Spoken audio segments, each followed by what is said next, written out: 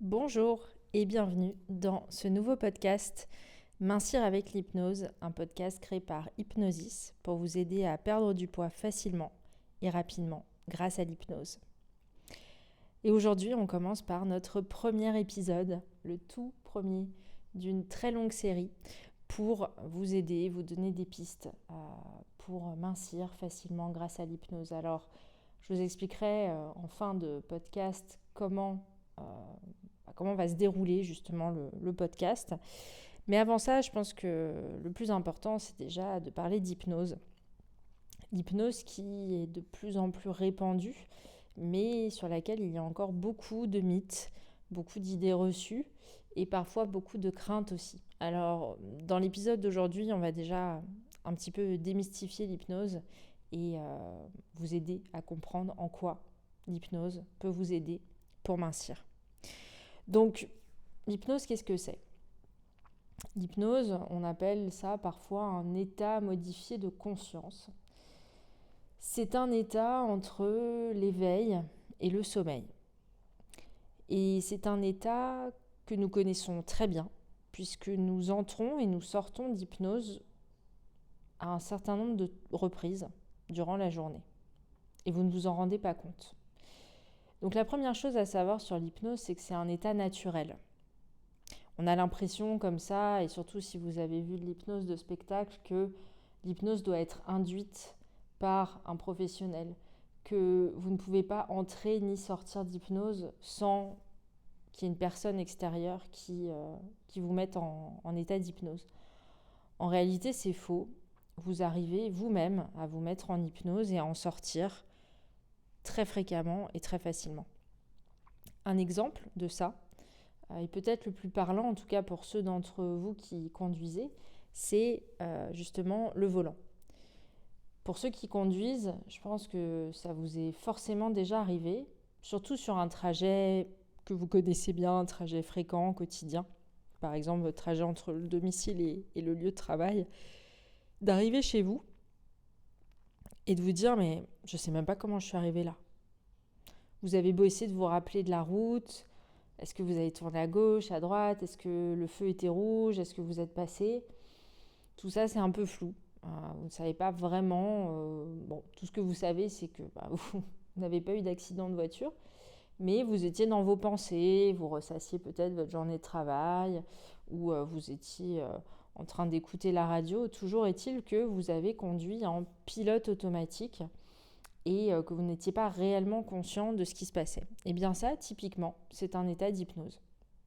De la même manière, vous pouvez être en hypnose, par exemple, quand vous faites des tâches répétitives, comme faire la vaisselle. Si vous êtes en train de faire la vaisselle et que vous avez l'impression de ne penser à rien, eh bien vous êtes en état d'hypnose.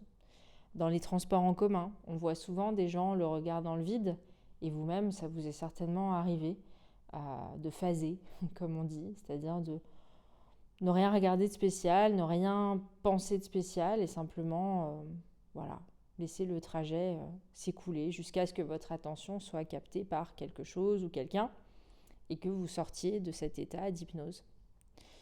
Des exemples d'hypnose, il y en a plein. On est en hypnose aussi quand on regarde la télé, on est en hypnose quand on est très concentré sur quelque chose. Donc c'est un état naturel. Encore une fois. Et ça, c'est vraiment, je pense, la clé numéro 1 et la chose vraiment essentielle à retenir, c'est que ce n'est pas un état trafiqué ou non naturel. Donc, pour tous ceux qui se disent, moi, je ne suis pas réceptif à l'hypnose, je sais que un hypnotiseur a déjà essayé de me faire des choses sur scène et ça n'a pas marché, sachez que là, on ne parle pas du tout de la même hypnose. On n'est pas sur de l'hypnose de spectacle, on n'est pas en train d'essayer de vous faire le petit chien ou je ne sais quoi. Là, c'est vraiment ce qu'on pourrait appeler de l'hypnose thérapeutique, c'est-à-dire une hypnose pour vous aider. Alors, comment ça marche et en quoi ça peut vous aider justement ?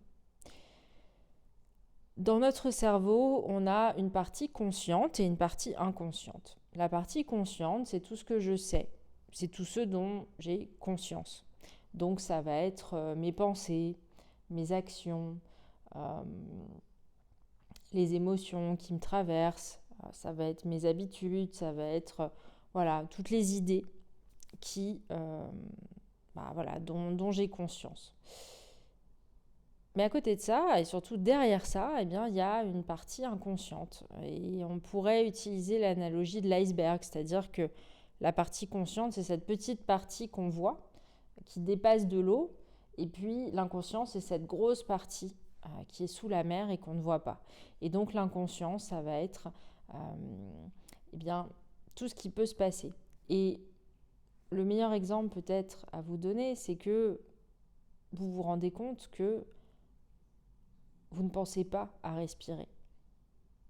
Vous ne pensez pas non plus à libérer des hormones quand il s'agit de vous endormir ou de réagir à une situation. Vous n'êtes pas non plus en train de contrôler votre digestion après un repas. Il y a plein de choses comme ça dans votre corps et dans votre cerveau qui se produisent sans que vous ayez à y réfléchir, sans que vous ayez à en avoir conscience. Eh bien, l'inconscient, c'est ça. C'est un peu comme le cœur du moteur qui pilote en fait tout ce qui se passe à l'intérieur de vous. Toutes vos pensées, toutes vos réflexions et tous vos comportements sont générés par l'inconscient. Notre inconscient, il ne s'est pas construit en un jour. On est avec son conscient et son inconscient, mais évidemment, toutes les expériences de vie vont générer des croyances, vont générer des réflexes, vont générer des chemins de pensée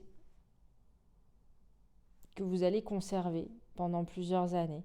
Certains vont être figés, certains vont évoluer, mais en fait, il y a plein de choses qui se jouent au niveau de votre inconscient. L'objectif de l'hypnose, c'est de venir reprogrammer certaines de ces choses-là pour vous aider. Donc par exemple, si quelqu'un a une phobie, généralement une phobie, c'est lié au fait de faire une mauvaise association entre quelque chose, par exemple une araignée, et une peur, quelque chose qui nous a fait peur étant enfant, ou une crainte peut-être qu'on a intériorisée parce que notre mère déjà avait peur des araignées, etc. Et notre inconscient fait qu'on a peur des araignées parce qu'il souhaite nous protéger. Il considère que c'est dangereux, il considère que potentiellement si une araignée s'approche trop de nous ou nous mord, on est en danger de mort. Bon, ce qui n'est pas forcément faux d'ailleurs, en tout cas en ce qui concerne les très grosses araignées, mais pourtant pour les petites araignées de maison, logiquement on ne devrait pas avoir peur d'elles puisqu'elles ne peuvent pas nous tuer. Et pourtant, finalement, on ne fait presque pas de différence entre la petite araignée européenne et la grosse mygale. Et bien ça, c'est l'inconscient qui bug, entre guillemets, et qui fait une mauvaise association entre les araignées et la peur de la mort, par exemple. Donc l'hypnose, l'objectif, ça va être de venir expliquer à votre inconscient qu'il n'a pas besoin d'avoir cette peur-là, qu'il peut délier les associations qu'il a pu faire. Autre exemple, si vous avez une douleur chronique, eh bien, on peut aussi venir demander à l'inconscient de diminuer la douleur. L'idée, ça ne va pas être d'effacer cette douleur, puisque toute douleur est importante et nous dit quelque chose. Donc l'idée, ce n'est pas de venir la supprimer, puisque typiquement, si vous avez une hernie discale, c'est pas parce qu'on va vous supprimer la douleur que la hernie va disparaître. Donc évidemment, la douleur est utile puisqu'elle nous rappelle que il faut faire quelque chose et il faut soigner ce qui vous fait mal. Donc l'idée, c'est pas de supprimer juste les conséquences, mais c'est aussi d'aller évidemment traiter les causes. Mais en tout cas, il y a plein de choses qu'on peut demander à votre inconscient. Et donc évidemment, en ce qui concerne la perte de poids, eh bien, ça va être très utile puisqu'on va on va pouvoir en tout cas faire plein de choses et faire plein de réglages au niveau de votre inconscient pour vous aider. Par exemple, on parle souvent du métabolisme en perte de poids. On parle souvent du métabolisme et on se demande qu'est-ce que je peux faire pour accélérer mon métabolisme, puisqu'a priori, plus le métabolisme est rapide, c'est-à-dire plus on consomme et on évacue aussi l'énergie dont on a alimenté notre corps, et plus on va pouvoir perdre du poids. Au contraire, un métabolisme très lent signifierait qu'on va prendre du poids plus facilement. Le métabolisme, il est piloté par notre inconscient. Donc typiquement, avec l'hypnose, on va pouvoir aller agir sur ce métabolisme. On va aussi pouvoir lever des blocages à la perte de poids. Parce que, et ça va peut-être étonner certains d'entre vous, mais l'une des raisons pour lesquelles on peut ne pas perdre de poids, imaginons que vous avez déjà fait des régimes, vous avez déjà dépensé beaucoup d'énergie pour perdre du poids, vous avez fait tout ce qu'il fallait, vous avez mangé correctement, vous avez fait du sport, vous avez essayé plein de trucs et astuces, etc. Et pour autant, ça ne fonctionne pas. Ou alors ça fonctionne, mais vous reprenez systématiquement le poids perdu, ce qui est souvent le cas pour beaucoup de personnes. Eh bien, c'est probablement parce qu'il y a un blocage au niveau de votre inconscient qui fait que votre inconscient ne veut pas maigrir. Il ne veut pas maigrir parce que ça pourrait vous mettre en danger. Alors, il peut y avoir plein de choses autour de ça. Ça peut être lié à la peur du manque. Ça peut être lié à la peur de maladie. Typiquement, un corps avec des réserves, eh bien, c'est un corps qui peut potentiellement plus facilement résister à des maladies, à des privations, etc. Et donc, stocker la graisse est un moyen pour votre inconscient de se sécuriser et de s'assurer que, en cas de famine, en cas de pandémie, en cas de différentes possibilités, eh bien, vous pourrez tenir plusieurs mois sans forcément trop manger parce que vous aurez fait des réserves. Et d'ailleurs, on avait observé à la suite du Covid, beaucoup de gens avaient pris du poids. Alors, certes, parce qu'ils étaient pour beaucoup plus sédentaires, c'est vrai, mais aussi probablement parce qu'à un niveau inconscient, eh bien, ces peurs de pandémie, ces peurs de manquer, on voyait des pénuries dans les supermarchés, ont certainement joué aussi sur l'inconscient de beaucoup de personnes. Donc il peut y avoir plein de blocages, et bien sûr on en passera en revue dans les prochains épisodes. On peut aussi aller aider en hypnose sur tout ce qui est fringales, la gestion des fringales, la gestion de la satiété aussi, parce que c'est vrai que pour beaucoup de personnes qui ont du mal à perdre du poids, eh bien, ça vient aussi souvent du fait de ne pas savoir s'arrêter de manger à temps. C'est-à-dire qu'on ne sent plus les signaux de satiété, c'est-à-dire les signaux qui disent « je n'ai plus faim ». Et donc forcément, c'est des personnes qui mangent trop par rapport à leurs besoins, par rapport à leurs apports. Donc on peut venir régler la satiété, la réajuster, pardon. Il y a aussi renforcer l'envie d'aliments sains. Parce que un obstacle, évidemment, à la perte de poids, ça peut être tout simplement l'envie de manger gras, de manger sucré, d'avoir vraiment des envies, des compulsions, de manger fast-food, de manger des gâteaux, etc. On peut, avec l'hypnose, déclencher ou en tout cas renforcer l'envie d'aliments sains et avoir envie d'aller vers des légumes, des fruits, des légumineuses, des choses qui sont qui constituent de meilleurs apports pour vous. Et puis, on va aussi, bien sûr, grâce à l'hypnose, favoriser le bien-être émotionnel. On sait qu'évidemment, pour beaucoup d'entre nous, on mange aussi parce que ça ne va pas. Voilà. Après une dure journée au boulot, on a envie de manger plus gras, plus riche. Le stress peut faire manger. La déprime, l'ennui. Il y a plein de choses quand on n'est pas bien, en tout cas quand on a des émotions négatives qui peuvent nous amener à manger ou à trop manger. Et donc plus on va améliorer le bien-être émotionnel, plus on va aider à la gestion des émotions et plus on va réussir à diminuer ce genre de grignotage émotionnel qui peut avoir des conséquences assez importantes sur la balance.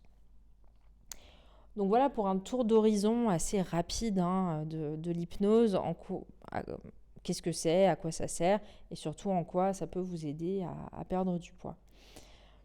Pour terminer sur le volet de l'hypnose, j'aimerais peut-être casser un ou deux mythes malgré tout, parce que c'est vrai que, on le sait, l'hypnose peut interroger, intriguer, voire faire peur, parce qu'effectivement on a pu voir de l'hypnose de spectacle et se dire « oh là là, mais moi je veux surtout pas qu'on prenne le contrôle sur mon esprit ou qu'on me manipule ou quoi que ce soit.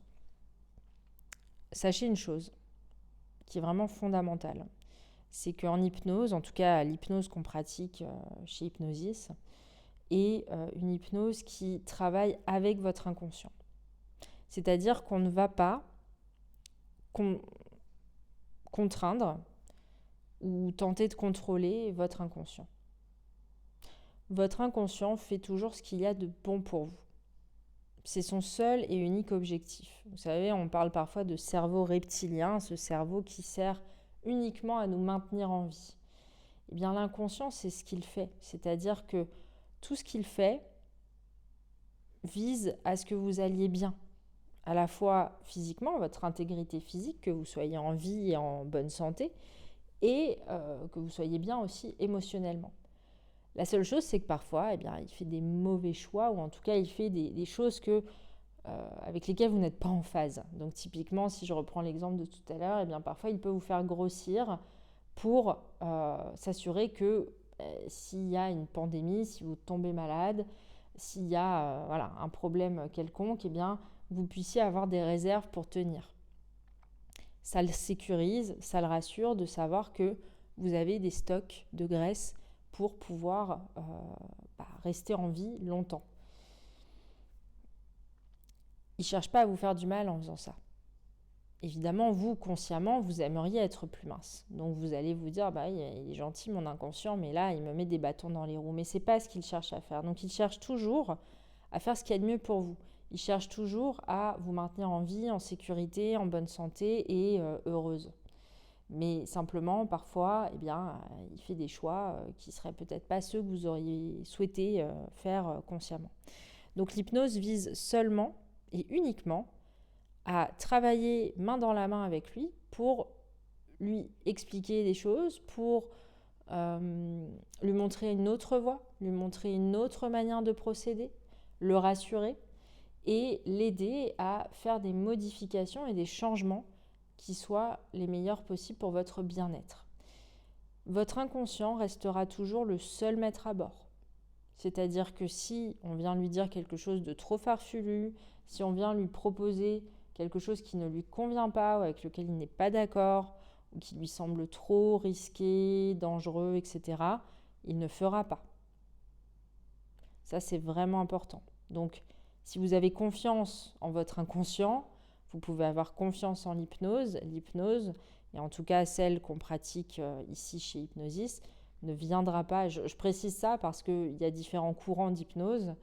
Certains visent à contraindre l'inconscient davantage. Je pense par exemple à une pratique sur laquelle on reviendra, qui est la pose d'anneau gastrique virtuelle que pratiquent certaines personnes, qui est contraire, nous, en tout cas à notre déontologie.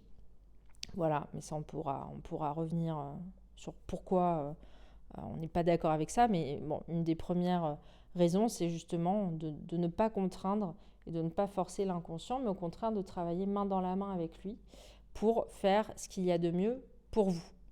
Voilà, donc il n'y a pas de recherche de prendre le contrôle sur votre inconscient, il n'y a pas de recherche de manipulation.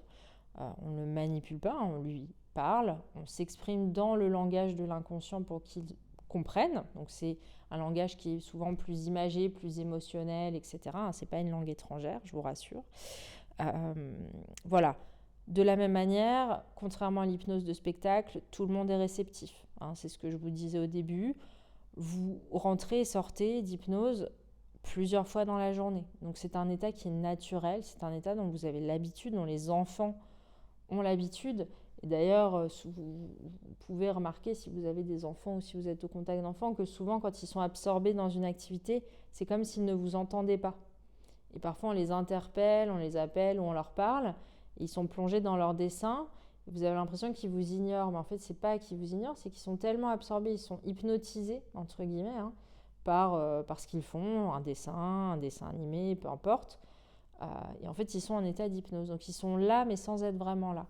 Et ces états-là, d'être là sans être vraiment présent, vous les vivez plusieurs fois par jour. C'est un état qui est très agréable, c'est un état qui est relaxant, c'est un état qui est naturel. Et donc, il n'y a pas de crainte à avoir particulièrement par rapport à cet état. Et à nouveau, tout le monde est réceptif à cette forme d'hypnose puisque tout le monde expérimente naturellement un état d'hypnose dans la journée. Voilà pour cette introduction. J'espère que cela aura permis de clarifier certaines choses et en tout cas de vous donner envie d'en savoir plus. Donc, vous allez très prochainement découvrir nos prochains épisodes. Alors, pour vous mettre un petit peu l'eau à la bouche, je vais vous expliquer ce qu'on a conçu, en tout cas comme format de podcast. Donc, vous voyez, ce sont des formats qui sont assez courts, d'une vingtaine de minutes. Il y aura 3 épisodes par semaine, avec chaque jour de la semaine une thématique. Donc, en fait, le lundi, ça va être un objectif d'être plutôt sur de l'information, vous donner de l'information concrète sur la perte de poids, en quoi l'hypnose peut vous aider sur tel ou tel sujet. Le mercredi, on fera une méditation guidée. Vous n'avez pas besoin d'être un expert en méditation pour suivre, c'est simplement un audio que vous pouvez écouter même en faisant autre chose. Il n'y a pas de souci. Ce n'est pas de l'hypnose en tant que telle, mais voilà, ça s'en rapproche et donc ce sera effectivement une méditation pour vous accompagner dans votre perte de poids. Et puis le vendredi, on parlera plutôt fausses croyances, idées reçues. On parlera aussi de toutes ces pratiques justement et de tous ces conseils que vous pouvez entendre, par exemple l'anogastrique virtuelle, par exemple des compléments alimentaires, ou telle approche parfois un peu miraculeuse sur lesquelles il faut aussi se méfier, exercer son jugement. Donc en fait on prendra une thématique chaque semaine et puis vous aurez à la fois de l'info, à la fois une méditation et puis on parlera aussi des fausses croyances, des idées reçues, des choses sur lesquelles effectivement il faut être un petit peu plus méfiant parfois. Voilà, donc par rapport aux thématiques, on va parler grignotage émotionnel, on va parler troubles du sommeil, on va parler addiction au sucre, on va parler de l'effet yo-yo, on va parler de pourquoi les régimes ne sont pas toujours la bonne solution, etc. Enfin voilà, on a différentes thématiques en stock, donc j'espère que vous resterez avec nous. N'hésitez pas en tout cas, si vous avez envie d'écouter la suite, de vous abonner dès à présent. Et puis, on se retrouve très vite pour un prochain épisode de podcast.